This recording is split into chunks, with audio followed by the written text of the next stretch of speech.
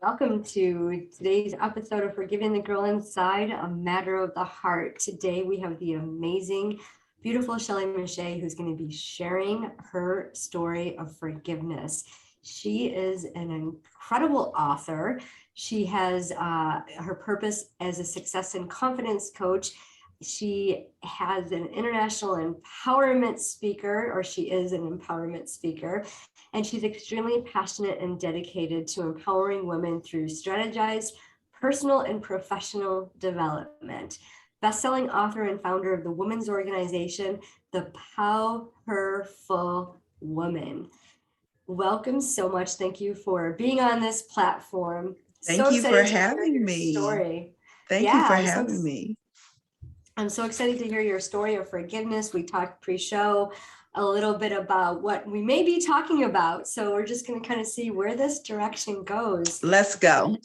Yeah. So tell us what was life before? Like were you holding on to this unforgiveness, and what was the power force that drove you to say, hey, a minute, I need to make a change. I need to think differently.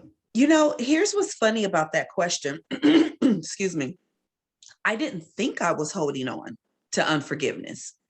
I thought that I was cool, but what I wasn't recognizing is some of those things that came along, because let me just go back a little. I come from a single parent home. And so I ended up dealing with a lot of abandonment issues and things of that nature when it came to my other parent, when it came to my father. So I dealt with a lot of, am I good enough? Am I not good enough? I didn't get a chance to experience that male-female relationship, growing up. My mother married when I was 12, but by that time, I knew it all by then. So I didn't need it.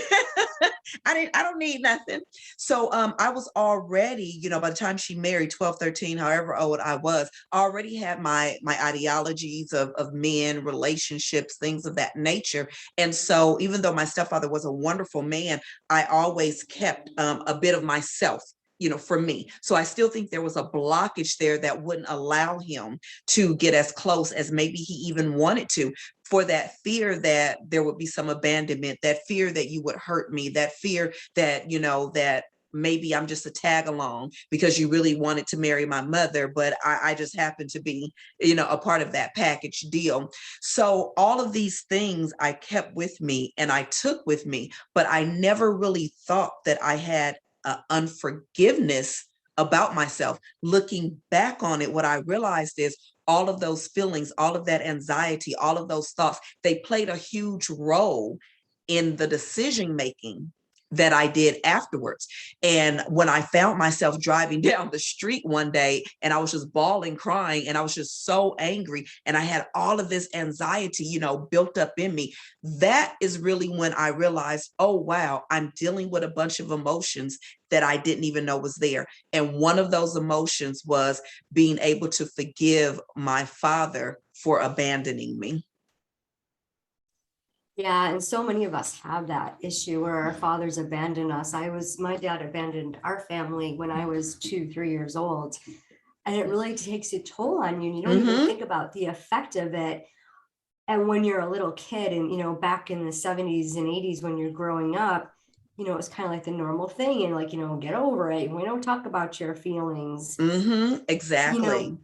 Yeah, but you form this worldview based on, comparing yourself to the other families and this and Absolutely. that. Absolutely.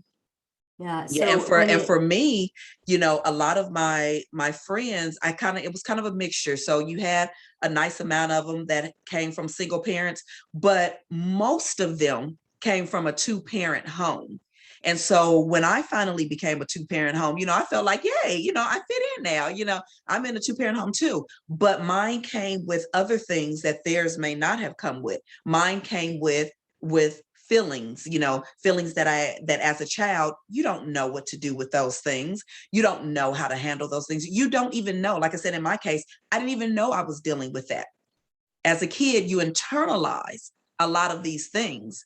But these are the things that make you the man and the woman, a lot of times that you turn out to be, whether that be on a positive end or a not so positive end. We're dealing with all of the experiences and emotions that we had as children. And if no one allows us that opportunity to properly walk through them and heal them, then we become adults, as I was, with all of this pinned up, negative energy, not even knowing it. And one day it just burst out because there's only so much that we can take as people. Exactly. What did you hide behind to replace that sense of abandonment? What did you oversee then? Success. Mhm. I'm great at whatever I put my hand to. I become focused. I am laser focused. And that was the thing that I could hold on to. And even that came to a head. So crazy that you would mention that. But even that came to a head because I used to work for an entertainment company. And so I had this cloud in entertainment, as far as this is who I work for, this is what I do, I'm great at my job, yada, yada, yada. And I decided, because at that time I had gotten married, I had recently gotten married, and I decided that I wanted to stay home because I was pregnant with my second child. And so I decided, well, after the baby is born, I want to be able to stay home. Me and my husband discussed it and like, okay, let's do that for a few years. And I didn't realize that having the title meant so much to me. When that title was removed, I was standing in the mirror, you guys, bawling, literally bawling, because I had absolutely no idea who I was, because I didn't have my success to fall back on. I didn't have that job to fall back on. I was just someone's mom now.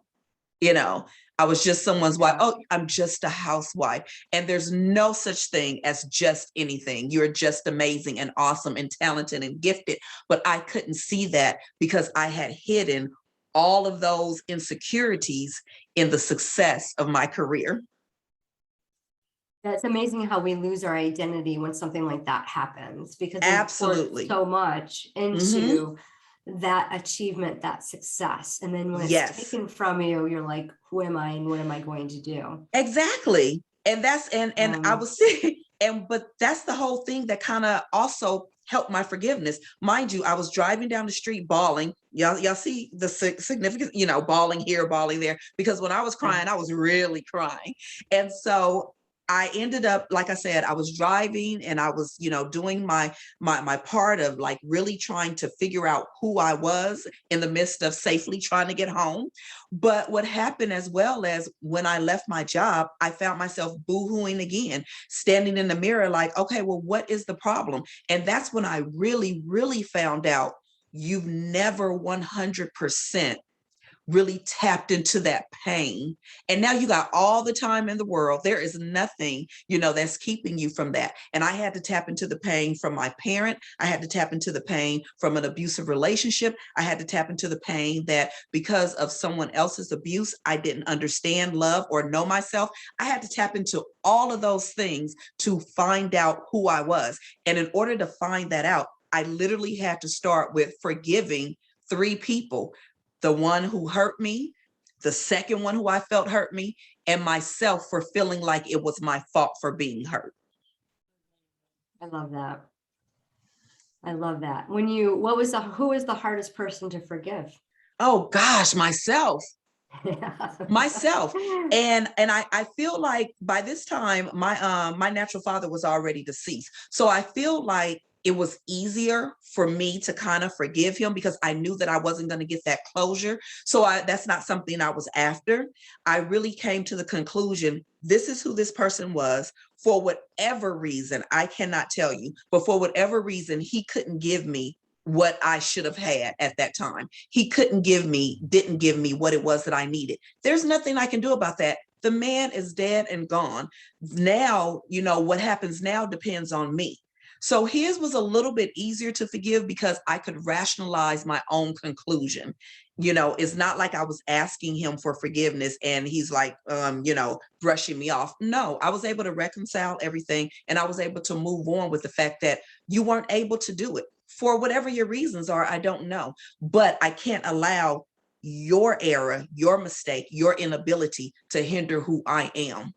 And it was a little harder to forgive the gentleman who was abusive because I didn't know that I carried all of that residue on me. So I was very angry when I found out, oh, I'm carrying your words with me. Oh, I carry this residue.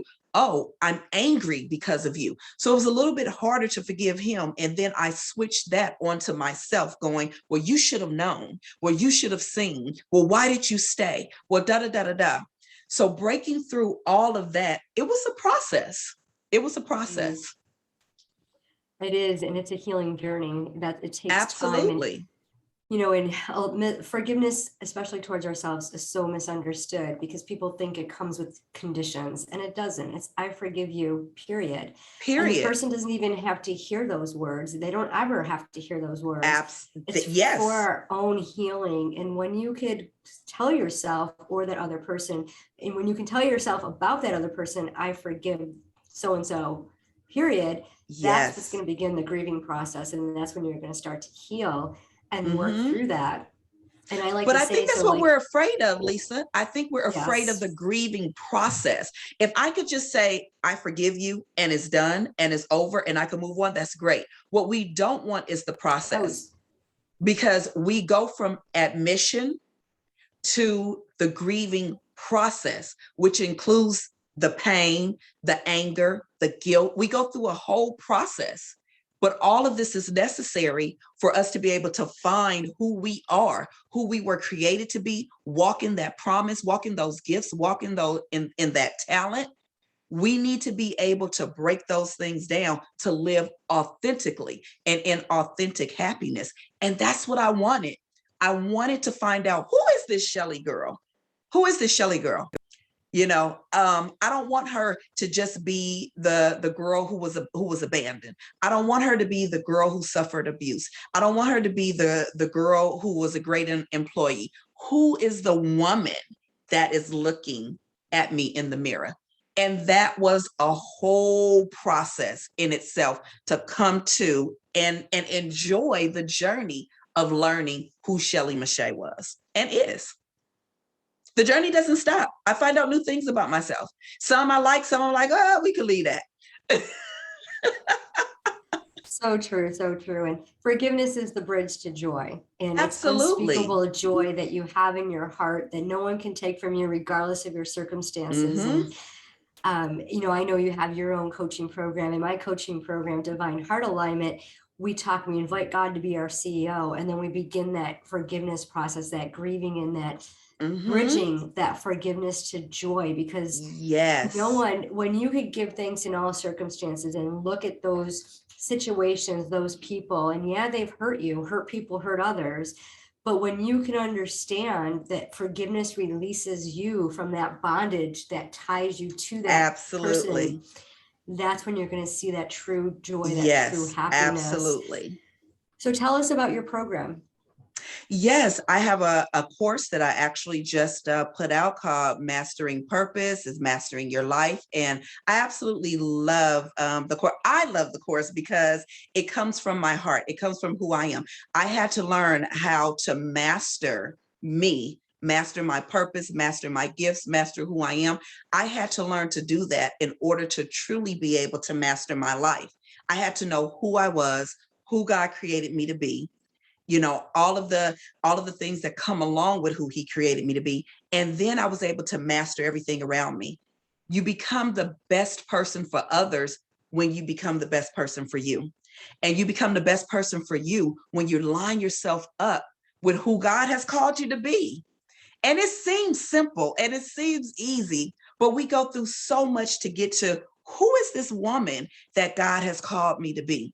And being able to go through that process, find out who you are, develop those habits, understand your likes, your dislikes, understanding how to create a purpose map for yourself, understanding how to create life commitments for yourself and create a purpose plan. These are all of the wonderful things that come inside of this course that I just completed. And I personally, like I said, it's a journey that I took as well. And so me being able to put it together and position it for others, I'm really excited about it.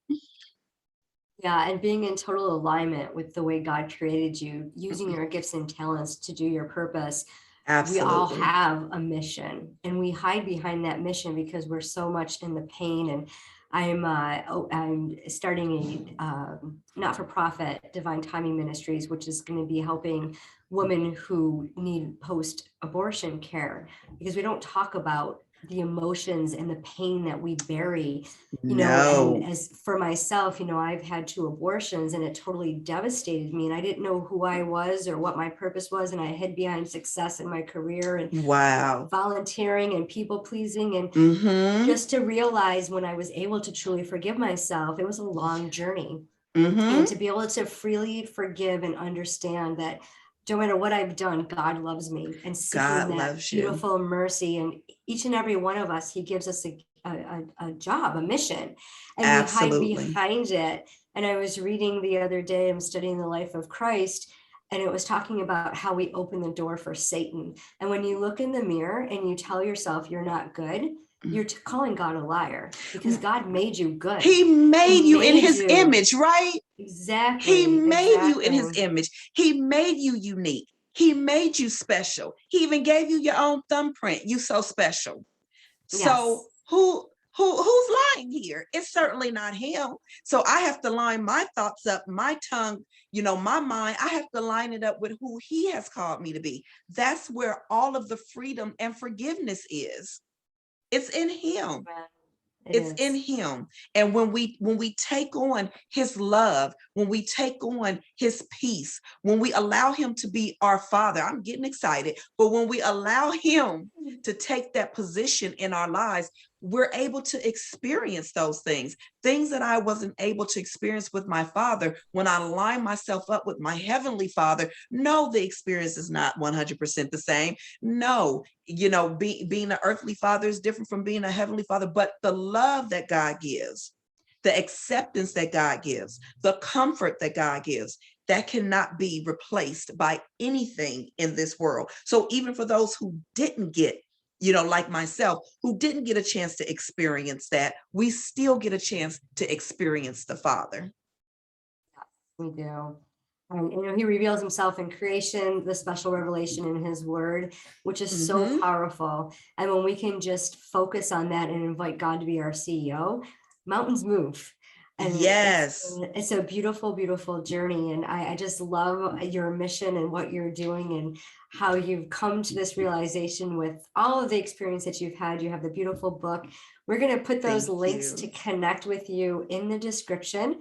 And then this will be available on your favorite podcast site as well as YouTube. So if you know someone who needs to hear this message, please share it with them. And thank you, Shelley, so much for being our special guest today.